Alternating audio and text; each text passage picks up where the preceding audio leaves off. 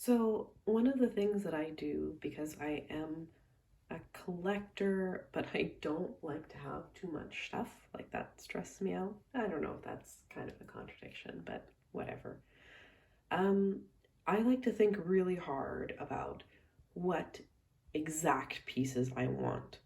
So, for example, I had this set on my wanted list for years. Same thing with the Glow and Show ponies. They were on my wanted list for a few years at least. Um, and same thing with what is this one's name? I don't remember, but she's very pretty. So what that does is then it's much easier to make decisions if something comes up on eBay, even if it's a good deal. I don't ever buy anything just because it's a good deal. I only think about, okay, what are the items that I have put on my list of things that I actually want to buy, and then I'm only looking for those things. So I know this one is quite rare, but she is actually a childhood pony. So she was from my neighbor, who must have been a big fan and sent away for the mail-in pony. And she was also always treasured by me because her color scheme is pink and purple, which were my absolute favorite colors as a kid. But yeah, for the most part, like Birthday Pony, Princess Pristina, I suppose this is, Tic Tac Toe, the Glow and Shows, Bright Eyes, all of those ponies were on my want list for at least a year or more before I bought them. This Littlest Pet Shop set was on my, I wanted that for so long. Maybe even like more like 10 years. Like I saw it on the internet and I was like, oh, I wasn't collecting toys at that point, but I was like, I really want it. And then I finally got it many years later. Most of these are, picked up from my childhood, but even the Gen 3 ponies here, all of these were on my wish list for a really, really long time, with the exception of her. I don't know what it is about the cinnamon one. I just suddenly decided that I had to have it. And of course, for like $5, whatever, I'll just buy it. Speaking of items that I wanted for, oh my gosh, a decade. Well, actually, I probably wanted that purple Pegasus since that movie came out. But you know what? I don't think I ever saw it in stores. I don't, I mean, I was a kid then. I was the age to be browsing the toy aisles and buying these things. I mean, of course, I never had any Barbie stuff. Well, that's not true. I'd say I never really had any Barbies. I had a whole lot of Barbie stuff because I loved the Barbie animals so much. So I had so many of those, early 2000s animal sets. But I would have freaking died if I saw this in the store. And I'm just thinking that maybe we never got them, you know, and like we didn't get a lot of toys where I grew up. So maybe that just never showed up. But anyway, that's another thing. Probably this and the Littlest Pet Shop Huskies have been in the back of my mind as something I want to buy for like a decade at least, or since that movie came out, since I found out that existed. Um, and actually, I had Curly here on my wanted list for a long time as well. And G2 ponies, they really don't show up that often and they're not like specifically labeled. And I could never find her. And I was just like, I don't know, I'm just not gonna spend $20 on one pony. I can't do it. But eventually, I just randomly found her from an Instagram post. This was another item I had on my list, this Moon Dancer or whatever, for many years because I think my dad picked one up at a garage sale for me when I was in like preschool. And I had her for a long time and she was my absolute favorite. And then at one point her leg broke and she was sitting up somewhere to be repaired and then she disappeared. And I'm so sad about that because mine still had this and she wasn't like beat up there. She just had the broken leg. So I don't know what happened to her because I am sure that my parents would have never thrown any of my stuff away. So I don't know what happened. But anyway, as soon as I managed to figure out what that horse was, as soon as I saw her, then I was like, that one I have to have. And the thing is sometimes the prices for these are really crazy, but don't pay attention to those prices. I mean, I think I paid $15 or something for this one, and I've seen them go for even less. So you shouldn't be spending $50 or on these, as they sometimes show up for on eBay. Back there are two more items that I also had on my list for years and years and looked for years and years. Looking for that dog for years and it never shows up. And the lavender bunny, I think she's not as rare as I thought she was. Although, you know, I do check that search on eBay and Mercari and all that quite often. And she really doesn't show up very often. And I wasn't interested in spending, you know, like $60, which I think the last one I saw went for that. I think I only spent like $25 on this set, maybe, which I think is quite reasonable, especially for an unusual color. But that also meant seeing this one, finding out it was an unusual color, assuming I was never going to get it, putting it on my wanted list anyways, and then just waiting and being super patient. And here is an item that I have wanted also for many, many years, and I just assumed I was never going to get it, because even if it did show up for sale, which was very rare, of course, it couldn't be shipped to the US because that would cost like an insane amount of money. Even when being shipped within Europe, even when being shipped within the country, it's still like $30. So I was like, you know, I'm just never going to do it. I'm not going to spend hundreds of dollars on a playset. Well, I went to the My Little Pony fair, in Stockholm, and there it was. And it's missing a couple of things, but they wanted about $30 for it, and I think they gave me a deal because I bought a bunch of ponies as well. And then I could carry it out of there myself and didn't have to pay, you know, another $30 for shipping. So that was so cool. I never thought that I was going to own that because I was just like, nah, I'm just not going to spend that much money on a toy. And now for some impulse buys that I don't regret. Almost all of my newer Littlest Pet shops are impulse buys because, like I said, they still show up in thrift stores. They still show up for very, very cheap on the Swedish eBay site. So I just buy them here and there if I see cute ones. And let's see, the Pixie Tales Treehouse was actually also not totally an impulse buy, but kind of. It was one of those things that I assumed was always going to be way out of my price range. And not necessarily that I couldn't afford it or save up for it, but just that I'm just not really willing to spend more than $20 or $30 on a single item in my collection. Like, I mean, they are toys. I'm not into that, right? But this showed up on Mercari for like $15 and free shipping. And I was like, what? I mean, it doesn't have any of its pieces, but it is so cute. And it is in such nice condition. And I was like, I'm going for it. Because I had been looking at a few of them. And once again, it's one of those things where the prices were actually more reasonable. But then, of course, the shipping is so expensive when it's a big unwieldy shape like that. Both of my Pixie Tales, or the troll guy or whatever, are from thrift shops here in Stockholm. And yes, at both times, I completely combed the thrift shop for any trace of any other interesting toy, and there was just nothing. So I really wonder where those came from. I honestly don't want to think about it. Like, what may have disappeared from there before I got there. Pretty much everything else is one of my childhood treasures. I remember buying this new in package at an antique store when I was little, because I used to go antiquing with my parents.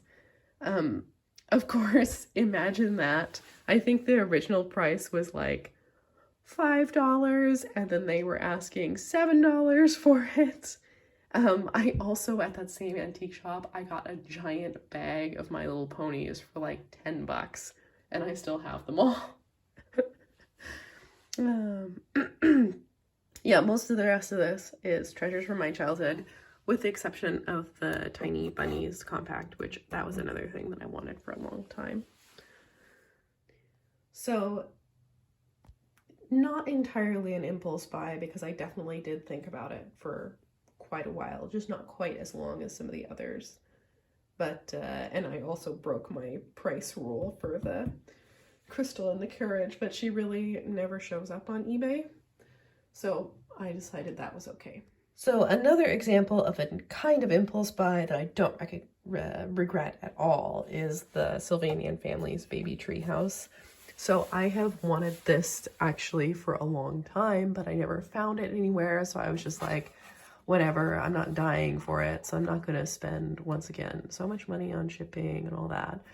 And then one day, I don't know, I was just Googling around for something else, and I found it on a Swedish website that still had some new ones in stock. So I got it new in box for a really decent price, and I was like, well, I'm just going for it. Once again, this was one of those things that I had seen years ago, knew that it was retired, just assumed I would never have it, and then ended up getting it later on because I was patient, I guess. So here's an impulse buy, kind of, that I maybe do regret a little bit. The thing is that when these teeny tiny LPS compacts came out, I was right at that age where I was like a little bit too old to still be playing with toys, but I was definitely still in the toy aisle, and it was like, oh, don't you want to save your money for something else? Once again, though, I only ever remember seeing like these little keychain versions that had these little guys in there, and I remember really wanting one but resisting. If I had seen these compacts, I would have gone nuts. I absolutely would have bought them. You know, forget all of the what 13, 14-year-olds are supposed to be doing or whatever. I would have been all over that because I love Polly Pocket. I love tiny things, you know. So what I wanted to say was, why did these never show up in stores around me? I don't ever remember seeing them, and I definitely checked the toy aisle. Trust me, I continued to check the toy aisle throughout my teens, even though I did not, you know, buy anything until Monster High came out. But not until like after the first waves, which is another thing I'll talk about. Like I said, most of the LPS are impulse buys. That one is actually these are from my youth, because I remember seeing those little baby sets and being like, they're so cute. I've got to buy a couple of those for myself. And these ones I found in a thrift store, actually, along with a lot of these other pets. So the main point is that I think I spent too much money on them because I was not patient. I was just scouring eBay. I was like, I have to have all of them. Obviously, I don't have all of them, but I do have 1, 2, 3, 4, 5, 6 because I bought some of them in a lot. They do have all of their little critters, and some of them have like every single tiny little piece that came with it. And they're not, you know, I keep having to pause to sneeze. They're not, or at least when I bought them, they weren't like super duper popular. So I was able to get even the like totally complete ones for 20-ish bucks, or, you know, less for a lot of them per piece. But still, I should have been a little more patient and thought a little more about the ones that I really, really wanted. Because, I mean, like, I don't really like the colors of the butterfly one. I don't really like the colors of the bunny one, but I do love bunnies, so I guess. And I bought the kitten one just because, I don't know, I like the colors maybe. I do absolutely love the little farm one. And I wanted the, like the pasture one with the little goat and the sheep so badly. Never found it. I've also there was a little Arctic set. It was a purple compact. It had a husky and a polar bear. And I wanted that one more than anything else. I've had it on my list for years now, and it has like never shown up. It showed up in a lot once, and they wanted like $75 for this giant lot, and I was like, no, not for one set. Actually, a lot of the Sylvanians were impulse buys. The thing was, you know, back in 2020 when that whole thing happened, and I was either stuck at home or I was, you know, having to go out and work, but I was really stressed about it, then this was my vice, was buying Sylvanian families. And at this point, you could order from Sylvanian storekeepers, and they had really great deals, and they had, you know, of course, decent shipping, and you didn't have to pay import taxes. And then I discovered ordering from Japan, and there's all those sites that have like the, you know, $8 shipping or whatever, and it's so much less expensive. So actually, a lot of these were impulse buys. I guess I was just so like, because so many toys, you cannot find them here. You either cannot find them here or they're so expensive. So much of my collection that I've bought over the last years, I've actually had it shipped to my parents. I have to keep pausing to cough because I'm still sick. But a lot of things, like, there's just so much more variety and options in the US, and so much more used toys available. And it's just like, of course, there's things that they never got here as well. So a toy line that, firstly, I loved, secondly, was currently available in stores and still coming out. That hasn't happened for a million years. That hasn't happened since Monster High. And thirdly, it was something that I could get in Europe, and sometimes I could even order them in country. Like, a lot of those were impulse buys, but I mean, like, they were a product of their time. Other people might have taken up other vices. Mine was watching Star Trek Deep Space Nine and looking at toys on the internet. So it was Sylvanian families, and I also bought a lot of Lego. So of course there were some families that I did buy later on that I waited and planned for, and looked on the Sylvanian Families Collectors Forum for new releases and all that sort of thing. So a lot of my absolute favorite families, actually all of my absolute favorite families, are ones that I had like put on my list and looked at for a long time, or were really waiting to come out. Like the Huskies and the Fennec Foxes especially. So there was a brief period there where I was not freaking out, but I was like, oh my god, they keep coming out with cute things all the time. What am I gonna do? I can't be just like spending all my money on Sylvanians, because at this point they came out with the Huskies and the Fennec Foxes. Those came out around the same time, and I was also thinking about getting the cows, because I remember seeing the original cow family that came out in like 2010 or something, and I remember one summer like going around looking for them everywhere and then thinking maybe I had imagined them. Anyway, so I was like, okay, the Huskies and the Fennec Foxes and the cow family, and then the penguins too, they all came out around the same time. And this was shortly after the maybe it was like the year after the new Persian family came out, which I didn't like the original Persian cat family, but I love this one. So I was like, oh, all of these families that I want at the same time. But the thing is that ever since then, I think since the Fennec Foxes came out, I haven't really been interested in any of the families they've put out. Like the Shiba Inus, nah. I mean, the sloths were cute, I guess, but they weren't really very different, and I think they were a Japan exclusive. And then there were the giraffes, which, I mean, I like them, but they were also, you know, not really different colors. Like, because I love that the Huskies are different shades of gray, and that the Fennec Foxes are different shades of tan and cream. It's so cute, right? The only one that has mildly interested me recently is they have like lop-eared bunnies, you know, like where the ears are laying down, which is so cute. They definitely needed to do that mold earlier, but they're just cream colored. I'm like, that's really boring. They need to, if they had done them and they had like brown spots on them or something, then I would be all over that. But I guess I'm just waiting on Sylvanians, because I kind of have all the ones that I want, with the exception of the baby cows. I do have a standing baby cow somewhere that I found in a thrift store, and it was super dirty and lost all of its flocking. So I'm going to try and see if I can repair that one somehow. To be completely honest, these are mostly impulse buys. The Polly Pocket dressing table or whatever was so cheap on Tradera. So I don't regret buying it, but it is super big and I don't know what to do with it. I kind of regret buying this because, you know, what do I do with this egg case thing? This I wanted for so long, and then I got it and I was like, but wait a second, I have all of these babies already and I could just make their clothes, you know?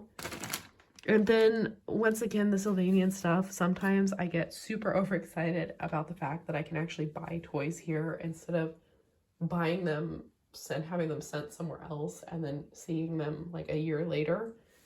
And I also got super excited about the new Polly Pocket when it started coming out, but this is way too big. Like, I don't really know how to display it. It is quite cute inside though. Final impulse buy, which I don't regret at all, is the My Little Pony Salon. And I won that on Tradera for like 10 or 20 crowns, which is like $2. Of course, then I had to pay $20 for shipping. Womp womp, but you know, whatever. That's a really decent price, and I was so excited about it. And somehow it was so exciting to have this as my impulse buy, this giant My Little Pony playset, which also I had never planned or thought about owning, but I love it. It's so cute. So I have, of course, a bunch of other stuff in here, but I would say like 80 to 90% of this is stuff from my childhood or stuff that I waited a long time to buy. These are like my treasures. This was a bit of an impulse buy. I don't know, I kind of regret it because maybe I should have waited until I found one that had like the little horse in it or something, or the topper, but they always want so much money for those. And I think this one is really cool. So the thing is, what I really want is the Jewel Magic Ball because I have such fond memories of playing with that at my friend's house when I was little. And I don't know, I just think it's so magical and kind of go with the aesthetic of like the Fantasy Fillies and that sort of thing. So I kind of bought this just because there was that other one that I wanted so badly but couldn't find. The Jewel Magic Ball is still on my list, but it's become a lot harder to get a hold of because, of course, it shows up in the UK like a lot, and for really decent prices. Sometimes it goes for like 20 bucks, but then of course you have to pay another 30 bucks for shipping, and then you have to like at least, and then you have to pay 25% import tax on that, like the cost with the shipping included. I have different pricing rules for the Legos, but the thing is that for the most part I have all the Legos that I could ever want because I have all of the elf sets that I want, and I have this amazing little fortune teller set that I absolutely love. I would say that Lego is the only thing that you can get less expensively here in Europe than in the US. Because Denmark is the one who does it. I do have some Lego regrets, and that is not these giant sets, elf sets, because I freaking love those. But I did buy some big Playline sets. Like I bought the big one from Encanto, and I bought, I don't know, like some of the animal rescue sets, which were really fun to build, don't get me wrong. But it's kind of like, that's not really something that I'm gonna display or build again or, you know, really want to have around. But that's okay. I will find a way to sell those because the resale market for Legos is pretty good. I do have a few other toys under my bed. And I would say most of those, actually pretty much all of those, were impulse buys based on the fact that they were really inexpensive. So I don't regret it in the sense of I didn't waste money on these things, so that's okay. But it's not really things that I want to have around or want to display or keep in my collection. Like, nothing wrong with them, but when it comes right down to it, like I said, I'm not that into dolls, so I bought the Barbie that goes with that Pegasus horse, because just like everybody else my age, I love the Barbie movies. The thing is that I think I would be way more excited about the dolls if, firstly, they were articulated and could actually sit on the horses, and secondly, if they had more movie accurate clothing, because Annika wears so many cool outfits in this movie, and she has ice skates, and she has that awesome, like, early 2000s ice skating outfit that she wears, and she has her purple dress and blah blah blah, and she wears none of that. She has like some kind of ugly strapless gown that doesn't make any sense, and then I'm like, why do I have this doll? I don't even like it that much. And yeah, I only spent like $12 on her, but you know what? She's just taking up space, basically. And another thing is that I know all of these items are things that I am going to want to rotate in and out of my display over and over again. They're, you know, things that I really treasure and want to look at. And same with the Sylvanians. Like, I feel like I'm inspired to create all these little miniatures and scenes, and I want to set them up all the time. And then I think I have another Barbie movie doll and maybe a couple other Monster High dolls that I'm like, well, I just never want to display them. And they don't, you know, inspire any art project ideas for me or whatever. So then it's something to say goodbye to. But that doesn't mean that there is a giant box under my bed of stuff that I need to sell or get rid of in some way. Oh my gosh, another impulse buy that I forgot about. These tiny Yum Yum scented pens. Are they not the cutest freaking thing you've ever seen? And I was too slow to get like the grape scented mouse and the peppermint scented cat, which was so cute. I think the little white peppermint cat was the cutest one. Unfortunately, once they were sold out, they never came back in stock. Yeah, so sometimes impulse buys are okay, I guess.